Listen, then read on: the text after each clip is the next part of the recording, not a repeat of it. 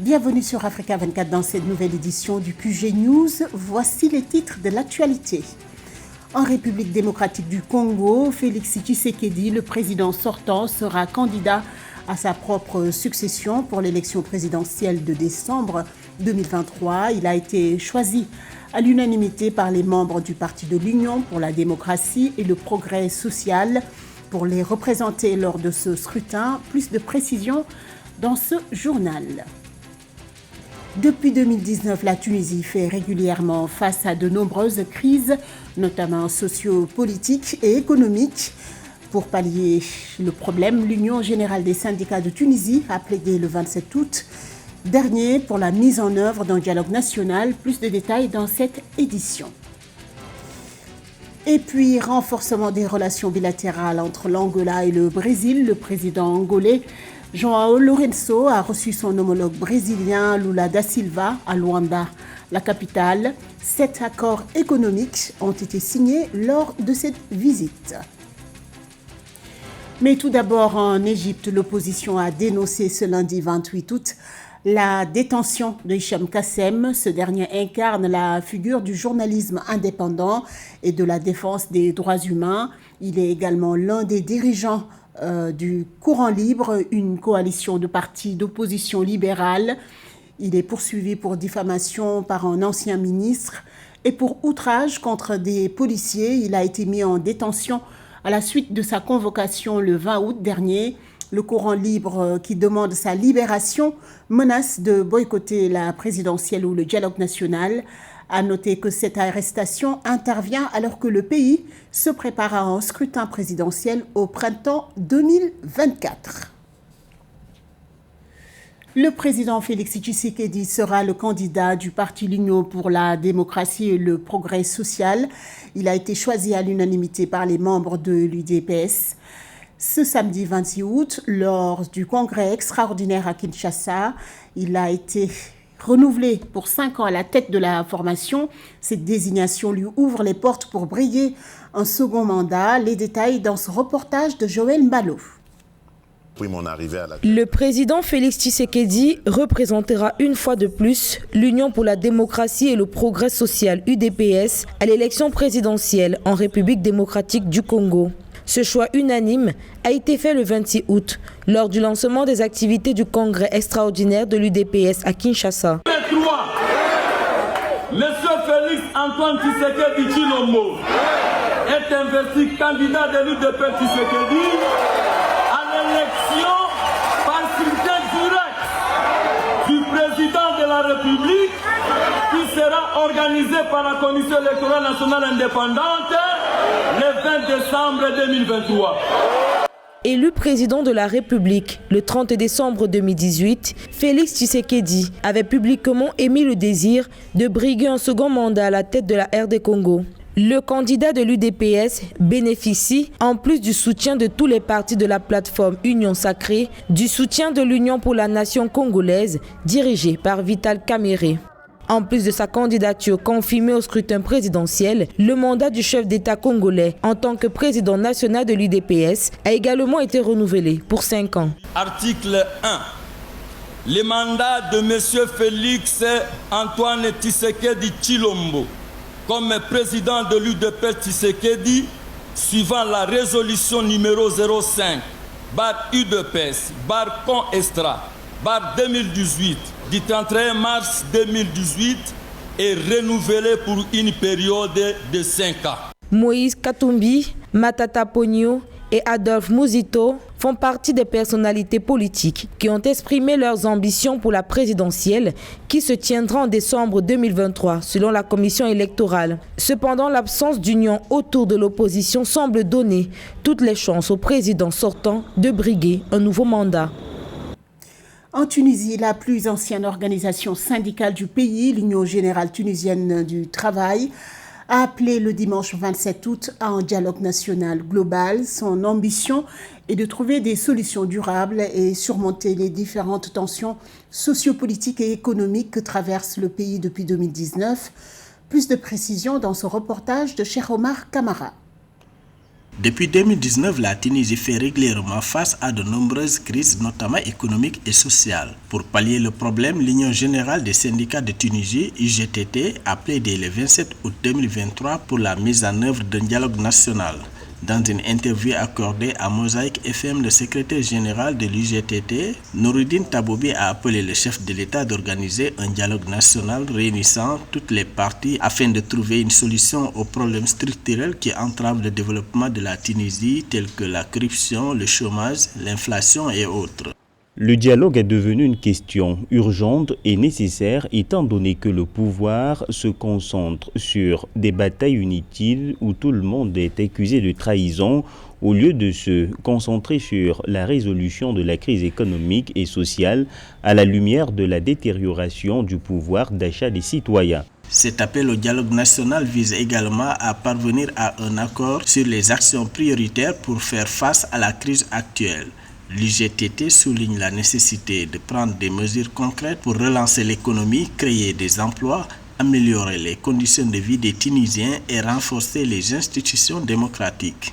L'UGTT, l'organisation syndicale de Tunisie, a toujours voulu faire de la politique par d'autres moyens. Et aujourd'hui, lors d'un congrès qui a eu lieu à Hammamet, le syndicat, le Taboubi, le secrétaire général du l'UGTT, se rappelle au bon souvenir du président de la République en lui demandant instamment d'entrer, d'ouvrir le dialogue avec les différents acteurs de la scène politique tunisienne pour trouver ce qu'on appelle un consensus de sortie de crise. Face à l'ensemble des crises auxquelles est confrontée la Tunisie, l'UGTT appelle donc à une prise de conscience collective et à une action concertée afin de surmonter les différentes crises et de bâtir un avenir meilleur pour tous les Tunisiens.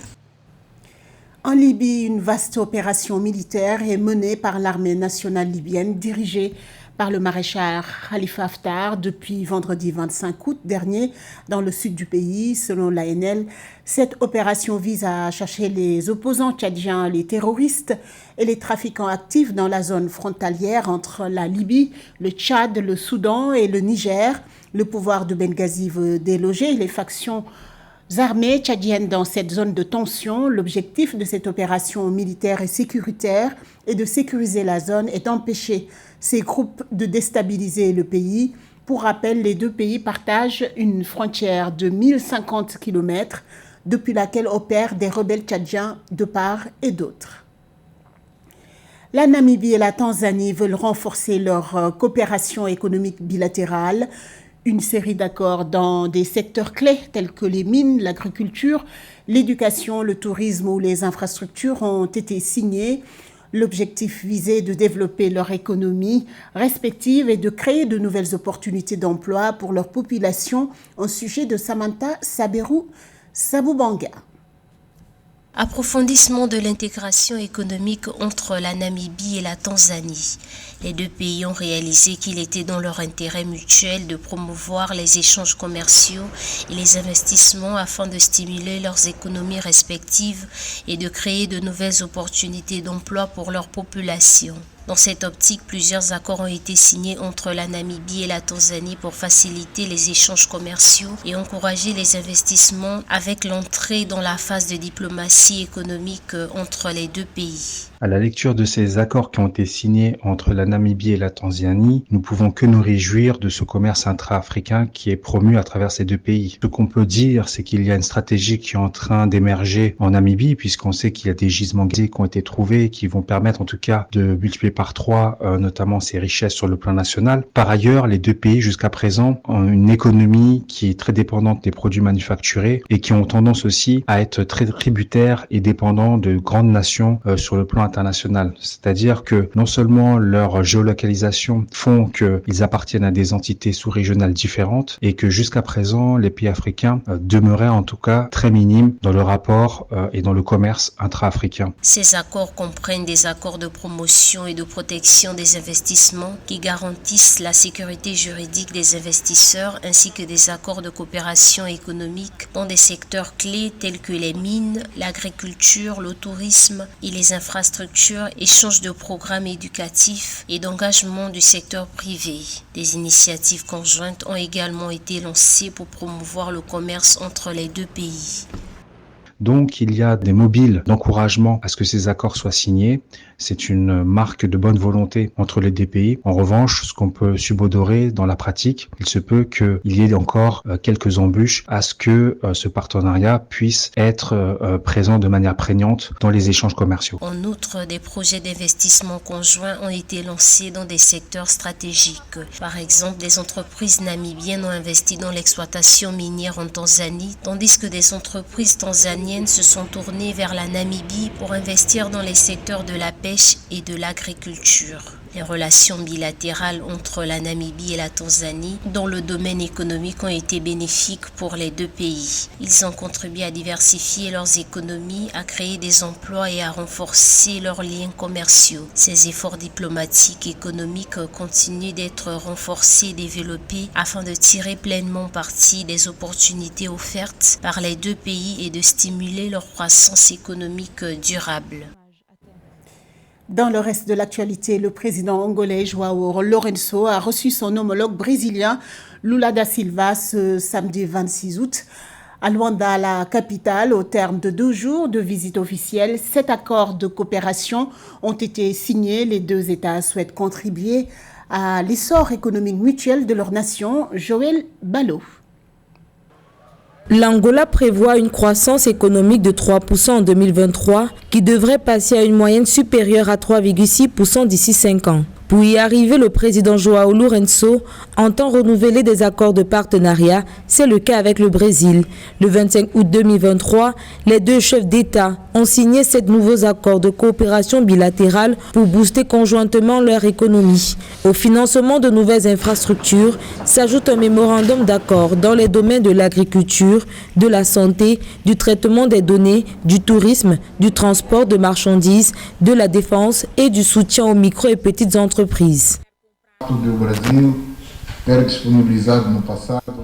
Le Brésil a mis en place par le passé une ligne de financement qui a grandement contribué à la construction d'infrastructures importantes de production d'énergie électrique telles que les centrales hydroélectriques de Campanta et de Luca, la rénovation des routes et d'autres projets tout aussi importants dont la dette a été entièrement remboursée dans les délais convenus.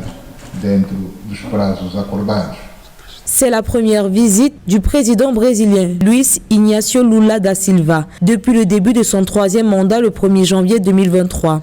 Après quelques années en retrait, le gouvernement brésilien estime que les deux pays sont les partenaires idéaux pour mener à bien la révolution agricole en Afrique, ce qui devrait contribuer à assurer la croissance économique et la sécurité alimentaire de la population. O Brasil tem condições de voltar a ser grande parceiro de Angola.